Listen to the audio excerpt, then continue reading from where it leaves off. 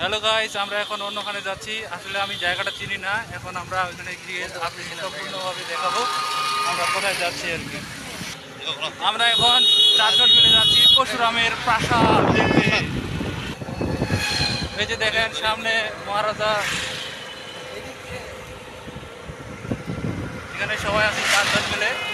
এই যে মামাটা আমাদের গাড়ি চালাচ্ছে, সে অনেক ভালো আর কি। সে আমাদের কম রেটে আর কি আমাদেরকে নিয়ে যাচ্ছে। এটা হচ্ছে পরশুরামের বান্ডারি, যে বান্ডারিটি দেখা যাচ্ছে এটা পরশুরামের বান্ডারি। পরশুরাম এবার দিয়ে যাওয়া আসা করতো আর কি।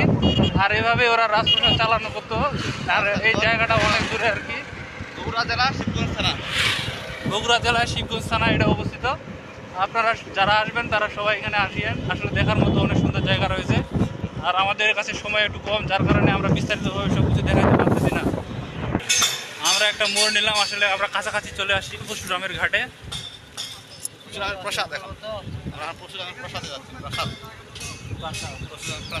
আমরা এখন যাচ্ছি পরশুরামের প্রাসাদে, আসলে যেখানে পরশুরাম থাকতো আর কি, যেখানে নিদ্রা নিত ঘুমাইতো, সেই জায়গায় আমরা যাচ্ছি আর কি। আর আমরা এইখানে বাউন্ডারিটা দেখতে পাচ্ছি। এখানে মনে হচ্ছে প্রাচীনকালে একটা গেট ছিল মনে হয়, এখন গেটটি নষ্ট হয়ে গেছে। দুইটা স্ট্যাম্পের মতো দেখা যাচ্ছে বড় বড় আকারের, কিন্তু বোঝা যাচ্ছে না এখানে কি হচ্ছে। আমরা চলে আসি পরশুরামের প্রাসাদে। আসলে সামনে পরশুরামের প্রাসাদ রয়েছে। আমি আরেকটু পরে আপনাদেরকে দেখাবো পরশুরামের প্রাসাদ যেখানে রয়েছে সেখানে। এই যে আমাদের মামাটা যাচ্ছে আর কি, আমাদের ব্যাগ নিয়ে রেখে দিছি। এটা পরশুরামের হচ্ছে প্রাসাদের গেট, যেটা আর কি বোঝা যাচ্ছে। এটা অনেক প্রাচীন ছিল। আসলে এটা পরশুরামের প্রাসাদে না, একটা পরশুরামের প্রাসাদের পাশ। কোনটা এদিক? ওই যে পরশুরামের প্রাসাদ হচ্ছে এইদিকে। আমি এখন একটা পরশুরামের প্রাসাদের কুয়া দেখাতে যাচ্ছি আপনাদেরকে। সামনে আসলে জায়গাটা অনেক সুন্দর, এখানে প্রাসাদ ছিল। এখন মাথায় তো দেখি এখানে থাকার মতো ছাদের কোনো ব্যবস্থা নেই।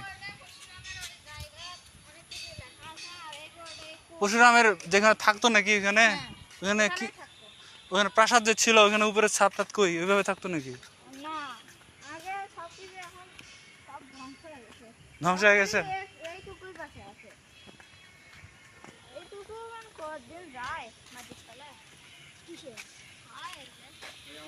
এই যে প্রাচীন তোমার একটি কুয়া, আসলে পরশুরামের প্রাসাদ। এখানে এই যে সামনে দেখা যাচ্ছে পরশুরামের প্রাসাদ, এখান থেকে কুয়াটি দেখা যাচ্ছে। এখানে মনে হয় উনি পানি ব্যবহার করতো এখান থেকে। আসলে এই প্রাসাদটার হলো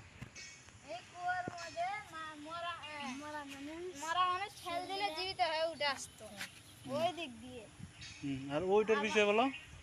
ওটা পরশুরাম ওখানে বাসা আসলো, ওখানে থাকতো। এই যে এখানে একটা দেখা যাচ্ছে সাইনবোর্ড, এখানে বিস্তারিত লেখা রয়েছে। আসলে এটা পড়া আসলে আমাদের পক্ষে ঠিক না।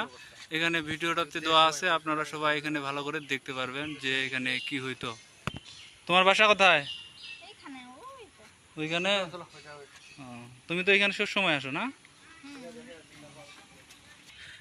এই যে আমাদের একজন সদস্য যাচ্ছে আর কি পরশুরামের প্রাসাদ দেখতে। এটা আসলে একসময় প্রাসাদ ছিল, এটা ভেঙে ভেঙে এখন শুধু ওয়ার্ডই রয়েছে। আশেপাশে অনেক সবজি আবাদ করা হচ্ছে, শাক সবজি। পরশুরামের প্রাসাদটাই আস্তে আস্তে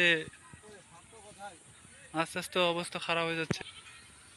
এটাই হচ্ছে পরশুরামের প্রাসাদ, এখানে পরশুরাম প্রাসাদ থাকতো আর কি। এখানে অনেক প্রাচীন ওয়াল ছিল মনে হয়, যার কারণে ওয়ালগুলো ভেঙে গেছে। এখন তার কোনো অবস্থান নেই, শুধু এটা প্রাচীরটার নিচের অংশটি রয়েছে, উপরের অংশটি সবটা ভেঙে গেছে। এটা হচ্ছে পরশুরামের প্রাসাদ। আসলে আমি পরশুরাম প্রাসাদের মাঝখানে রয়েছি।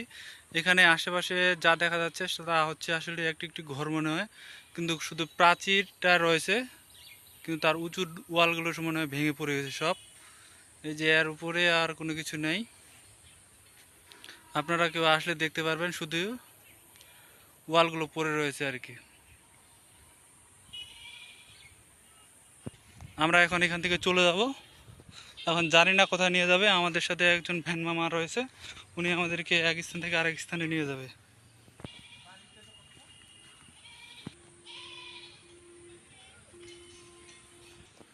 পরশুরামের প্রাসাদে আসলে সাইডে এখন আবাদ হচ্ছে, সবজির আবাদ।